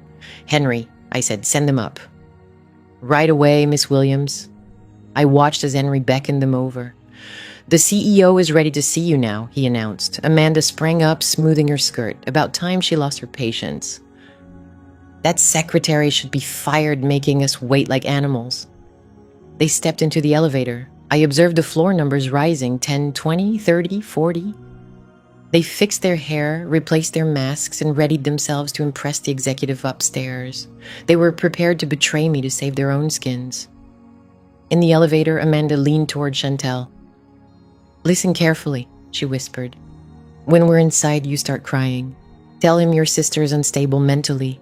Say she stole your identity to submit those forms. We pin everything on Zoe. If we play it right, we get the house back and a settlement." "I'm ready, Mom," Chantal replied, pinching her cheeks to add a flush of color. The elevator chimed at the 45th floor. The doors slid open. They stepped onto the plush carpet of my territory. I rose from my desk and walked to the door of the conference room adjacent to my office. I signaled Marcus to open the main doors. The moment had arrived. They entered the reception area. My assistant, Sarah, looked up. "Mrs. Williams?" Sarah inquired. "Yes," Amanda said, striding past her. "Where is he? Where's the CEO?" "Through those doors," Sarah responded, pointing toward the double mahogany doors at the corridor's end. Amanda didn't knock. She didn't pause. She flung open the doors and marched in, with Chantal close behind. Mr. CEO, Amanda declared, her voice echoing, I am Amanda Williams, and I demand an explanation for this outrage. My daughter Zoe, she's just a low-level employee here, and she abruptly stopped. The room was enormous. The table stretched long, and at its head in a tall leather chair sat a woman. I slowly swiveled the chair around. I rested my elbows on the table, fingers steepled. I gazed at my mother. I looked at my sister. Hello, Mother, I said. Amanda dropped her purse. Chantel clutched the doorframe for support. Zoe, Amanda whispered, what are you doing in here? You're supposed to be cleaning. Get out. The CEO is coming. I remained still. I didn't smile. I am the CEO, Amanda, I said, as Z Holdings. Z for Zoe. No, Amanda stammered, retreating. No, that can't be. You're unemployed, a failure. You clip coupons. I hold a doctorate, I corrected her, and I have your mortgage, your car loans, and your business debts. I picked up a file from the table and tossed it toward them. It slid across the polished wood and stopped just inches from Amanda's hand. Sit down, I commanded. We have a lot to cover, and I'm charging you interest by the minute. The security monitors in my office displayed the lobby 45 floors below. I sat entranced, watching the final cast of this drama gather on the stage I had constructed for them. My mother and sister were huddled on a hard wooden bench near the restrooms, looking like survivors of a fashion disaster. They nursed sore feet and checked their phones every half minute, hoping for a rescue that wasn't coming. Then the revolving door spun and Brad entered. I leaned forward in my leather chair. I had wondered if he'd come. The revolving door spun around as Brad stepped inside. I leaned forward in my leather chair, doubting whether he'd actually come. After ditching his wife and mother-in-law on the sidewalk, he'd bolted like a rat, abandoning a sinking ship. But rats are predictable. They always return where they think the cheese is. Amanda must have messaged him about the meeting. She probably told him the CEO of Z Holdings wanted to negotiate. And Brad, ever the opportunist, sensed a chance to strike a deal. He likely believed he could charm this elusive CEO, throw Amanda and Chantel under the bus, and walk away with a job or a settlement. He tried to clean himself up, wearing a fresh shirt, probably bought with his last few bucks, or borrowed from a friend. But he couldn't shake the desperation clinging to him like cheap cologne. He swaggered through the lobby, scanning until his gaze landed on Amanda and Chanté. I turned up the volume on the surveillance feed. Well, look who finally decided to show. Chantel spat, standing on her aching feet. You coward! You left us stranded on the street. Brad raised his hands, palms out, in a fake gesture of peace. I went to get legal advice, babe. I was trying to find a solution, and see, I was right. This meeting is our way out. I told you it was a mistake. They realized they messed with the wrong people. He adjusted his tie, glancing around the lobby with contempt. Amanda stood, clutching her purse, relieved to see any man, even one who'd failed her so spectacularly. In her world, a man's presence meant authority. She needed Brad to be the spokesperson because she still believed business was a language only men could speak fluently. You better fix this, Brad, she whispered sharply. You do the talking. Tell them who we are. Tell them we're ready to sue for emotional distress. Watch and learn, Brad said with a smirk. He walked up to the security desk. Henry, the guard I'd personally briefed, sat there reading a newspaper. He didn't look up as Brad approached. Excuse me, Brad said, knocking his knuckles on the marble counter. His voice was loud and meant to carry. I'm Brad Miller, regional manager and lead consultant for Amanda Enterprises. I believe my associates have already checked in, but I'm here to facilitate the meeting with your CEO. Henry turned a page of his newspaper. Your name's not on the list, sir. Brad laughed, a short, disbelieving chuckle. Check again, buddy. We got an urgent email. This is a high-level restructuring negotiation. I don't expect someone in a uniform to grasp corporate finance intricacies, but I suggest you pick up that phone and tell your boss Mr. Miller is here to solve his problem. Henry peered over his glasses, locking eyes with Brad for a long, uncomfortable beat. I know who you are, Henry said. You're the guy who had his Porsche towed this morning. I saw it on Facebook. Brad's face flushed a bright red that clashed sharply with the lobby's neutral tones. Amanda gasped. That was an illegal tow, Brad stammered, his arrogance fading, and it will be rectified soon. Now, are you going to let us in, or do I need to add your job to the list of things I'm taking today? "You can take a seat," Henry said, nodding toward the wooden bench where Amanda and Chantel waited. "The CEO is in a meeting. You'll wait until you're called. And sir, if you tap my desk again, I'll have you removed for aggressive behavior. You'll remain seated until your name is called. And sir, if you tap on my desk again, I'll have you escorted out for hostile conduct." Brad opened his mouth to protest, but Henry simply reached for his radio. Brad snapped his mouth shut. He turned away, straightening his jacket, pretending it was his choice to wait. "He's finishing up a call," Brad said to Amanda and Chantel loud enough for others in the lobby to overhear. "He asked us to hold on for a few minutes. A power play. Typical. Two can play that game." He took a seat on the bench, stretched out his legs, crossed his ankles, trying to appear at ease. And so they waited. I made them wait for 3 hours. I sat in my office, eating a grilled salmon salad, watching them fade on the monitor. The first hour passed in silent frustration. They checked their watches, they sighed. They shot daggers at the security guard. They were certain a personal assistant would appear any moment, bearing apologies and sparkling water. The second hour brought physical discomfort. The bench was rigid, backless, and unyielding. Chantal shivered from the air conditioning. Amanda's stomach growled loudly enough to be picked up by the microphone. They hadn't eaten since breakfast, and it was well past 2 p.m. "I'm thirsty," Chantal pleaded. "Brad, get us some water." Brad glanced at the security desk. "They won't give us any. No amenities allowed." "There must be a water fountain," Amanda snapped. "Go find one." "I'm not wandering around looking for a fountain," Brad retorted. "I'm conserving my energy for the negotiation. You go." "I'm wearing heels," Amanda said, "and I'm 60 years old." They argued, they blamed each other, they turned on one another like trapped rats. It was mesmerizing to observe. The facade of a happy, successful family crumbled to revealing only raw selfishness and hunger. By the third hour, they were defeated. They slouched over, heads in hands. The arrogance was gone. The indignation was gone. They were just thirsty, exhausted people who realized they held no power here. They were not the customers. They were the commodity. At 3:15, I pressed the intercom button. "Henry," I said, "send them up." I watched Henry pick up the phone at the desk, then glance toward the bench. He waved his hand. "You can head up now," Henry called without standing. "45th floor." They jumped to their feet. They tried to fix their hair, smoothed out wrinkles in their clothes. They looked pitiful. Brad buttoned his jacket, attempting to reclaim his confidence, but his eyes flickered nervously. "Remember," Amanda whispered as they approached the elevators, "let Brad speak. We're angry, but open to a settlement. We want the house back and compensation." "We've got this," Brad said, cracking his knuckles. "Just follow my lead." I watched them step into the elevator. I watched the floor numbers rise. I stood from my desk and walked over to the mirror in the corner of my office. I checked my reflection. I appeared calm. I appeared powerful. I looked nothing like the girl they had discarded. I entered the conference room. It was a vast space dominated by a 20-foot reclaimed mahogany table. The view behind the head of the table was breathtaking, a panoramic sweep of the city they believed was theirs. I took the chairman's seat at the head of the table. I placed a single file folder before me. I folded my hands.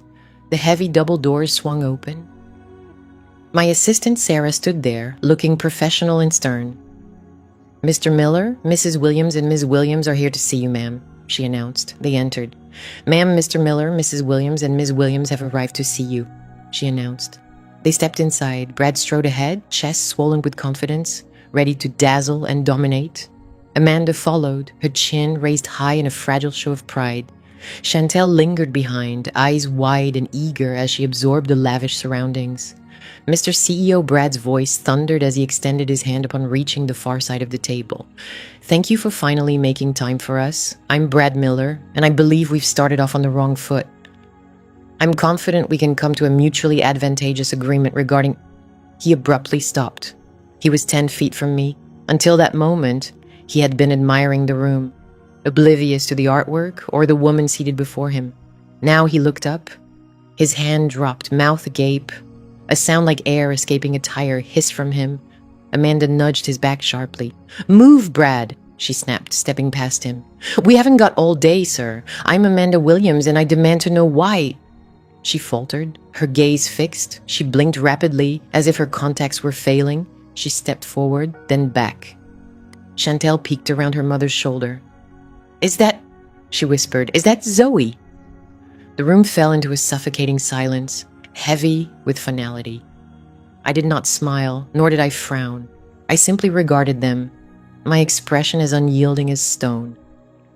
Hello, Mother, I said softly, though in the perfect acoustics of the room my voice thundered. Amanda grasped the back of a chair for support. Her complexion shifted from gray to pale to a blotchy red. Zoe, she gasped, what are you doing here? Did you get a job here? Is that it? You're the secretary. She glanced toward the door, frantic, as if expecting a suited man to enter and reclaim the grand chair. Stand up! Brad suddenly barked, finding his voice. Get out of that chair, Zoe. The CEO is on his way. Do you want to get fired? Do you realize how much trouble we're in? We can't have you embarrassing us now. He lunged toward me, reaching as if to seize my arm and pull me out. Security, I said calmly, voice steady. Two large men in dark suits emerged from the shadows at the room's corners. They moved swiftly. One intercepted Brad, twisting his wrist behind his back.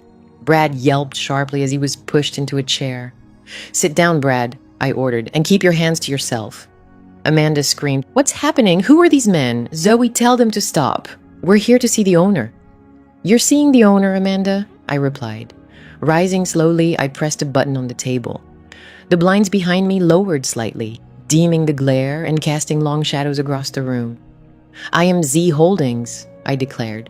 Z for Zoe. I own this building, I own this company, and as of yesterday morning, I own you. No, Amanda whispered, shaking her head. No, that can't be. You're a failure. You have nothing. You're a disappointment. I'm the one who just bought your mortgage, I said. I'm the one who seized your cars. I'm the one who froze your bank accounts. I picked up a file folder and slid it across the gleaming table. It spun perfectly, stopping before my mother. Open it, I instructed. Amanda stared at the folder as if it were a venomous snake. She hesitated. Open it, I commanded, my tone sharp as a whip. She flinched but unfolded the folder. Her hands trembled violently, making the papers rattle. It's a list, I said. A list of every penny you owe. Her hands shook uncontrollably, causing the papers to shiver. This is a record, I said. A record of every single cent you owe. Every loan you secured to support a lifestyle beyond your means. Every dollar Brad embezzled from the company funds. Every deceit you spun to conceal it all. I paced slowly around the table, my heels clicking sharply against the floor. I stopped behind Brad. He was trembling, sweat soaking through his shirt. And you, Brad, I whispered close to his ear.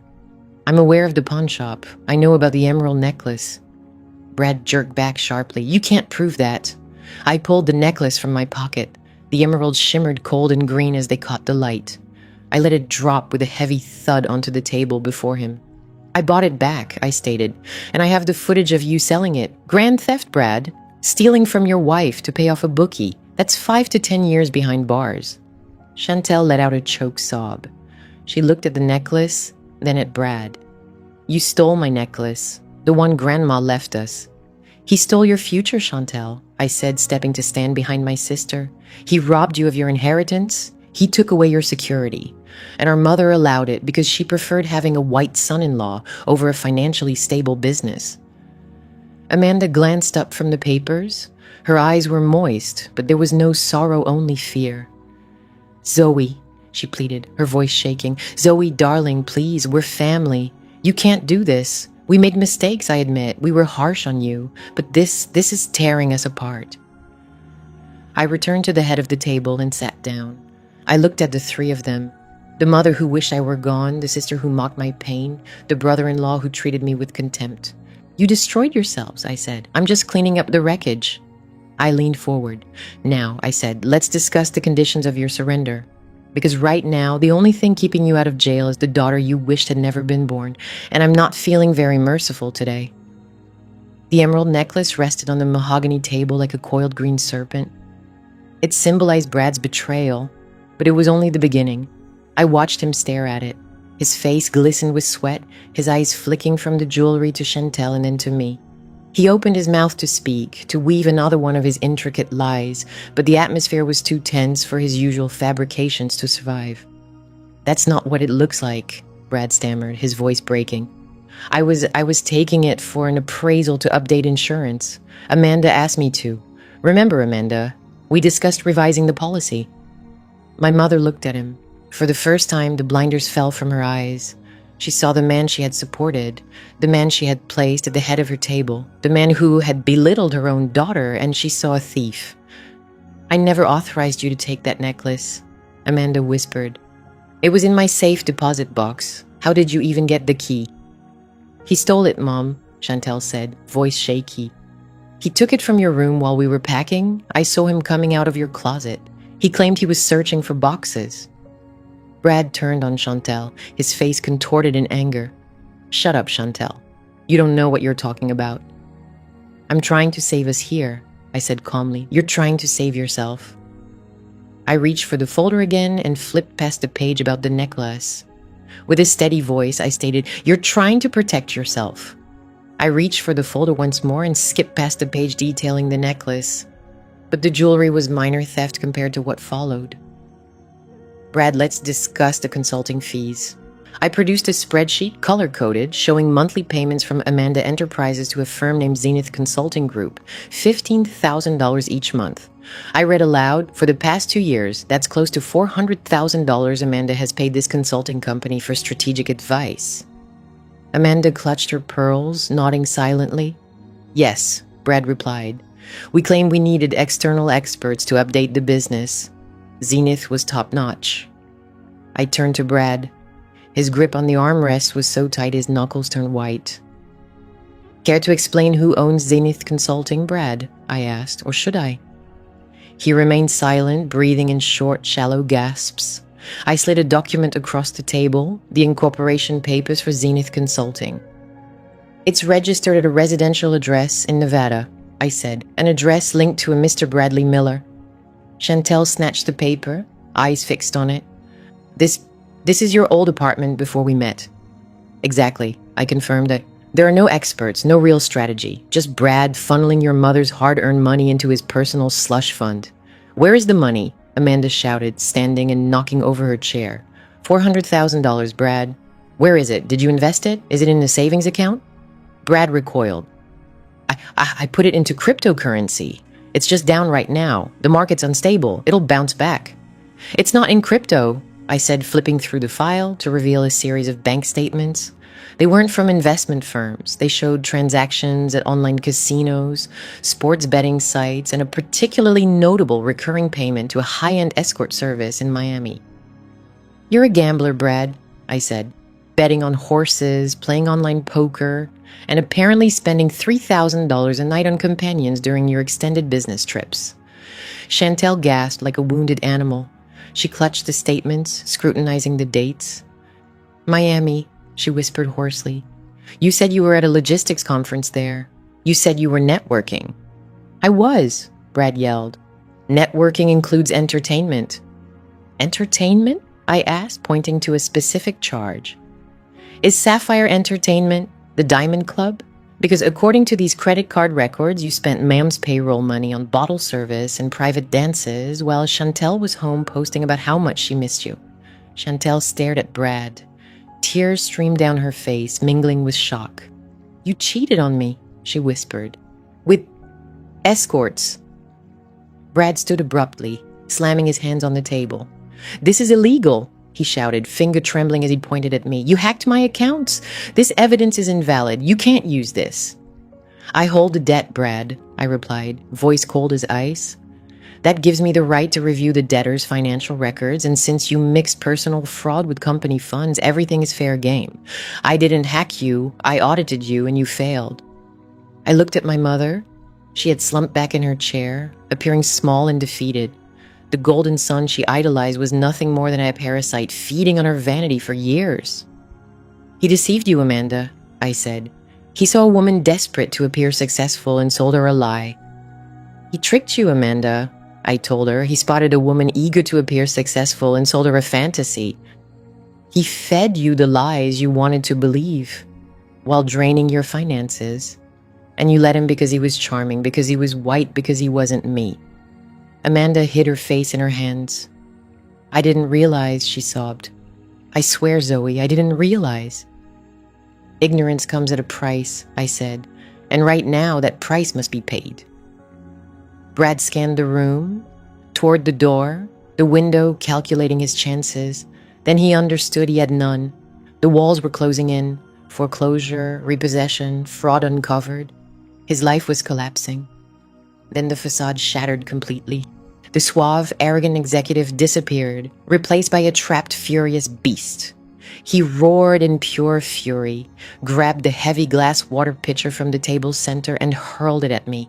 It missed my head by inches, smashing against the wall behind me, showering the fine carpet with glass and water. "You bitch!" Brad bellowed. He lunged across the table, scrambling over the polished wood, reaching for my throat. "You ruined everything! You jealous, ugly little— I'll kill you!"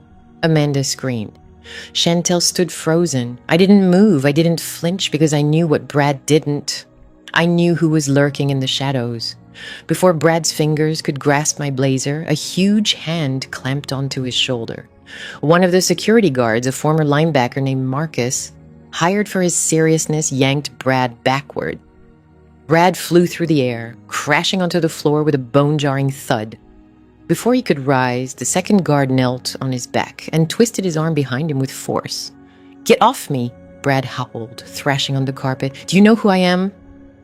"We know exactly who you are," the guard grunted, tightening his grip. "You're the guy about to go to jail for assault." I rose slowly and circled the table. My heels clicked steadily on the floor amidst the chaos. I stopped before Brad. His cheek pressed against the carpet, panting, spitting. He looked up at me with one wild, furious eye. "You're finished, Zoe," he spat. "When I get out, I'm coming for you." I crouched close enough to catch the scent of fear on him. It was sour and sharp. "You're not coming for anyone, Brad," I said quietly. "Because you're heading away for a very long time. Embezzlement, grand theft, fraud, and now attempted assault. My lawyers are going to bury you in so much paperwork. You'll need a shovel to see daylight." I reached into my blazer pocket. My fingers brushed against a piece of paper I'd held onto for 3 months, wrinkled, stained with a drop of red wine from the night at the restaurant. I pulled it out. "Do you recognize this?" I asked, holding it up to his face. Brad squinted, stopped struggling, eyes locking on the paper. It was the coupon Save-A-Lot supermarket, 20% off frozen dinners. His face slackened. "You gave this to me," I said. "You tossed it on the table and said it was a leg up. You told me to stretch my dollars. You laughed at me." I folded the coupon carefully and slipped it into the breast pocket of his shirt, right over where his heart thumped a frantic, terrified beat. "I'm returning the favor," I said. "You're going to need this where you're going. I hear commissary prices are high. This should help you buy some ramen noodles in prison. This is your destination. I've heard that commissary prices are steep. This should help you grab some instant noodles behind bars." Brad locked eyes with me. The fight drained from him. He sank to the floor, defeated by a simple piece of paper. "Get him out of here," I instructed the guards. "The cops are waiting in the lobby." "Wait!" Chantel shouted, rushing toward him. Brad glanced at her, not with regret, but hatred. "Don't touch me, you fool," he spat. "If you weren't so obsessed with your dumb Instagram, maybe you'd have realized I was robbing you blind. You deserve this." Chantel recoiled, as if struck. She stood frozen, watching as the guards hauled Brad up and dragged him toward the exit. The confident swagger was gone. His steps were heavy. A broken man led to his fate. The double doors swung open. 2 uniformed officers waited in reception. They took Brad, cuffed him, and led him away. The doors shut. Silence returned to the conference room. Only the 3 of us remained, me, my mother, and my sister. Amanda trembled. She glanced at the empty seat Brad had occupied, the shattered glass scattered on the floor, and the pile of evidence on the table. Then slowly she met my gaze. Her eyes brimmed with fear. She understood Brad was just the appetizer, a soft target, but she was the main course. I returned to the head of the table and sat in my leather chair. I swiveled to face them. "Now," I said, my voice resonating in the spacious room, "let's discuss you, Mother. The woman who wished I had never been born." Amanda swallowed hard. She tried to straighten her back, to summon some of that matriarchal strength, but it was gone. She was nothing more than an old woman in a worn suit without money or a home. Zoe, she stammered, her voice shaking. We are family. You can't let them take the house. Where will we go? I leaned back, crossing my legs. That sounds like a question for someone who exists, I replied. But remember, you told me Zoe Williams doesn't exist. So I suppose you're addressing the bank and the bank doesn't care where you sleep. I picked up the final file, the thickest one. This is the foreclosure timeline. I said you have 48 hours, but since you're already here with your luggage, I think we can speed things up. I pressed the intercom. Sarah, I said, cancel my afternoon meetings. I'm going to be busy taking out the trash. The elevator doors slid closed, muffling my mother's sobs. And just like that, the atmosphere in the conference room cleared. It was over. The years of torment, a lifetime of feeling small, the endless cycle of seeking approval from those incapable of giving it all finished. I sat there for a long time, gazing at the signed deed before me. The paper was still warm from their touch, but the ink had dried. I owned their past and I had erased their future. Marcus re-entered the room, his expression grave. He did not celebrate. He understood the cost. He walked to the table and picked up the emerald necklace Brad had left behind. He gently placed it in a velvet pouch and set it beside my hand. Security has escorted them out, Marcus said quietly. They're waiting at the bus stop. Mrs. Williams asked for cab fare. Henry refused. I nodded. It was harsh. It was cruel. And it was exactly what they would have done to me. In truth, it was what they had done to me. They left me with nothing but a coupon and a curse. What truly mattered was what they had done to me. They left me with nothing but a voucher and a curse. I was simply settling the score. Change the locks on the house tonight, I said, my voice sounding odd in the stillness. And call the hospital. Make sure my father's medical bills are fully covered for the next month. I don't want him stressing over money. I want him focusing on healing. Marcus nodded and exited the room to carry out the instructions. I was alone.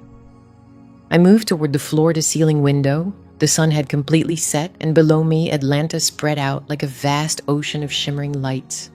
From this height, the cars looked like blood cells coursing through the veins of a living organism. My phone buzzed in my pocket. It was my personal phone, the real one. I pulled it out. The number was one I hadn't seen in 5 years. Dad. I stared at the screen. My thumb hesitated over the decline button. I could shut him out too. He was weak. He stood by silently while they destroyed me. His silence made him part of it. But then I remembered how he used to look at me when I was little, before my mother's ambition had poisoned everything. I remembered the man who secretly gave me candy. I remembered the man who looked so small and broken in the hospital waiting room. I slid the bar to answer. Zoe. His voice was hoarse, a faint echo of the man he once was. I'm here, Dad, I said. There was a sound from the other side, like a sob caught in his throat. Your mother called me. She said you took everything. She said you're the devil. She's wrong, Dad, I said, pressing my forehead against the cool glass. I didn't take everything. I reclaimed what was stolen, and I'm not the devil. I'm just the result of her choices. I knew he was crying. I knew. I heard what they did, the fraud, the lies. I should have protected you. I should have been a father. You still can be, I said. What do you mean, he asked. I have nothing, Zoe. I'm lying in a hospital bed. I have no home, no wife. She's not coming back for me, is she? No, I said, and she's worried about where she'll sleep tonight. She doesn't have space for you in her panic. But Dad, listen to me. You're not homeless. I'm not. No, I bought a condo last week. It's in a quiet building near the park. It has a guest room, a balcony. It's fully furnished. Zoe, it's yours, Dad. I said, if you want it, but there's a condition. Anything. You have to leave her. You need to divorce her. You can't bring that poison into my life again. If you choose her, you're on your own. If you choose me, you have a home, a daughter, and peace. There was a long pause. I held my breath. This was the ultimate test. Would he pick the abuser because it was familiar, or choose the unknown because it was healthier? I choose you, he whispered. I choose you, Zoe. Please come get me. I'll be there in the morning. I promise. Rest now, Dad. The bill is paid. I hung up. I placed the phone on the marble windowsill. I gazed out at the city. I thought about Brad sitting in a jail cell tonight, shedding his expensive suit for an orange jumpsuit, realizing his charm meant nothing to the judge. I thought about Amanda and Chantel on a plastic bench at a bus station, their designer luggage looking absurd against the dirt, realizing they had become what they despised. They would survive. Parasites always do. But they would never hurt me again. They would never make me feel small again. I turned back to the room. It was empty, vast, silent, once more. They would never diminish me again. I turned toward the room. It was vacant, expansive still. Some might label this solitude. They might claim that severing ties with your family leaves an emptiness in your soul that no wealth can fill. They might insist that blood ties are sacred and that forgiveness is noble. But those people have never been suffocated by their own kin. They have never received frozen meal coupons as a graduation present. They have never been told they should never have been born. I gazed at the vacant seat at the head of the table. My seat. It dawned on me that loneliness is merely the cost of freedom's ticket. It is the silent room where you finally hear your own truth. It is the blank canvas where you write your own story, with no one else holding the brush. I approached the table and lifted the emerald necklace. I let it catch the light. It was stunning. It was cold. It was mine. I slipped it into my pocket. I grabbed my bag. I exited the conference room and headed down the corridor. "Good night, Ms. Williams," Sarah said as I passed her desk. "Good night, Sarah," I replied. "See you tomorrow." I stepped into the elevator and pressed the button for the lobby. As the doors shut, I caught my reflection in the gleaming metal. I didn't see a victim. I didn't see failure. I saw a woman who had built a fortress from the stones they hurled at her. I left the building and stepped into the cool night. The valet brought my car around, not the old Honda this time, but the company vehicle, the sleek black SUV. I climbed in and drove off. I didn't glance back. I didn't wonder where my mother spent the night. I didn't fret over my sister's tears. I drove toward the hospital to visit my father. I drove toward my destiny. They say you can't choose your family. That's a lie. You can choose. You can choose yourself. You can choose your pride. You can choose your peace. And if the price of that choice is dining alone, so be it. Because the meal tastes sweeter when you pay your own way, and the view from the summit is worth every scar earned. I am Zoe Williams. I exist, and at last I am free.